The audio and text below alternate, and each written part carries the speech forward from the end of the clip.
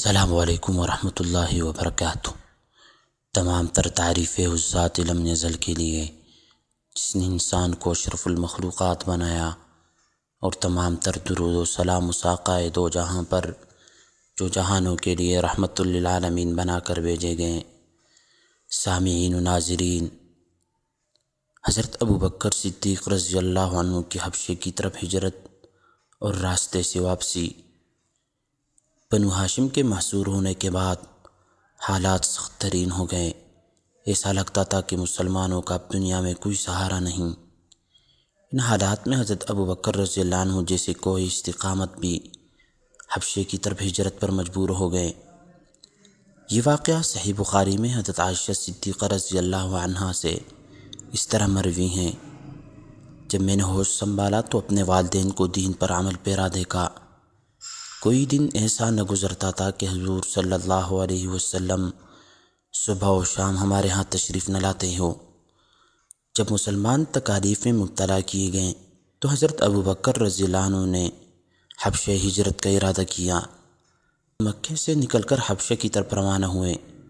جب بر کے غماد میں پہنچے، جو مکہ سے 5 منازل سمندر کی سمت واقع ہیں، تو انہیں قبلہ قارہ کا سردار ابن دغینہ ملا۔ ابن دغینہ نے ان سے پوچھا، ابوبکر کہاں کا ارادہ ہے؟ انہوں نے فرمایا، مجھے میری قوم نے نکال دیا ہے۔ میں نے سوچا کہ زمین میں سفر کر کے اپنے رب کی عبادت کروں۔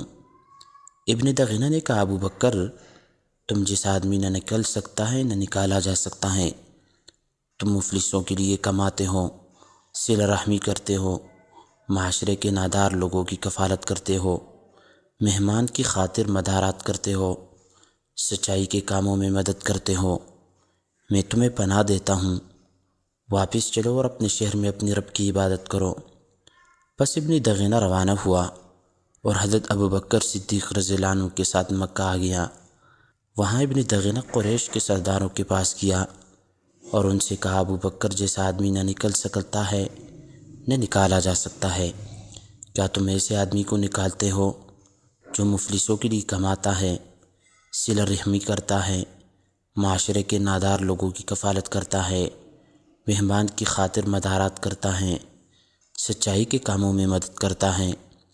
قریش نے ابن دغینہ کی پناہ کو مان لیا، حضرت ابوبکر رضی اللہ عنہ کے لیے امان قبول کی اور ابن دغینہ سے کہا، ابوبکر سے کہو کہ اپنی رب کی عبادت گھر میں کرے، اسی میں نماز ادا کرے اور جو جی چاہیں پڑھیں، لیکن اپنی تلاوت سے ہمیں تنگ نہ کریں، آواز بلند نہ کریں، کیونکہ ہمیں ڈر ہے کہ ہمارے بیوی بچے فتنے میں نہ پڑ جائیں۔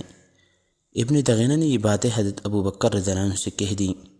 حضرت ابوبکر رضی اللہ عنہ کچھ عرصے تک ان شرائط پر قائم رہیں، اپنے گھر ہی میں عبادت کرتے رہیں، اپنی نماز میں بلند آواز سے قرات نہیں کرتے تھے، نہ ہی اپنے گھر کے سوا کہیں تلاوت کرتے تھے۔ پھر ایک دن ان کی جی میں آئی تو اپنے گھر کے باہر میدان میں ایک مسجد بنا لی، اسی میں نماز پڑھنے لگے، قرآن مجید کی تلاوت شروع کر دی۔ مشرکین کی عورتیں اور بچے ان کے پاس جمع ہو جاتے تھے، وہ ان کی قرات کو پسند کرتے اور انہیں دیکھا کرتے تھے۔ حضرت ابوبکر رضی اللہ عنہ بہت رونے والے آدمی تھے، جب وہ قرآن مجید کی تلاوت کرتے تو اپنے آنسو نہ روک پاتے۔ قریشی زعماء اس سے گھبرائے اور ابن دغینہ کو بلوایا۔ جب وہ ان کے پاس آیا تو بولے، ہم نے ابوبکر کو اس شرط پر پناہ دی تھی کہ وہ اپنے رب کی عبادت اپنے گھر میں کریں گے، مگر وہ اس حد سے باہر نکل گئے، گھر کے باہر مسجد بنا لی، نماز اور قرات اعلانیہ شروع کر دی۔ ہمیں ڈر ہے کہ اس طرح ہمارے بیوی بچے فتنے میں پڑ جائیں گے۔ تم ان کے پاس جاؤ اور اگر وہ مان جائیں کہ اپنے رب کی عبادت اپنے گھر ہی میں کریں گے تو ٹھیک، اگر وہ اعلانیہ عبادات پر اصرار کریں تو انہیں کہو کہ وہ تمہاری پناہ لوٹا دیں، کیونکہ ہمیں بھی پسند نہیں کہ تمہاری امان کی توہین کریں۔ ہم ابوبکر کی اعلانیہ عبادت کو باقی نہیں رہنے دیں گے۔ ابن دغینہ ابوبکر رضی اللہ عنہ کے پاس آیا اور کہنے لگا، تمہیں معلوم ہے کہ میں نے کس شرط پر تم سے معاہدہ کیا تھا؟ اگر تم اس پر کاربند رہتے ہو تو ٹھیک ہے، ورنہ میری امان واپس کر دو، کہ میں نہیں چاہتا کہ عرب میں شہرت ہو کہ میں نے ایک شخص کو امان دی لیکن میری امان ضائع کر دی گئی۔ حضرت ابوبکر صدیق رضی اللہ عنہ نے کہا، میں تمہاری پناہ واپس کرتا ہوں اور اللہ کی امان پر راضی ہوں۔ سامعین و ناظرین، اب تک کے لیے اتنا ہی۔ مزید جاننے کے لیے چینل کو لازمی سبسکرائب کریں۔ اللہ حافظ۔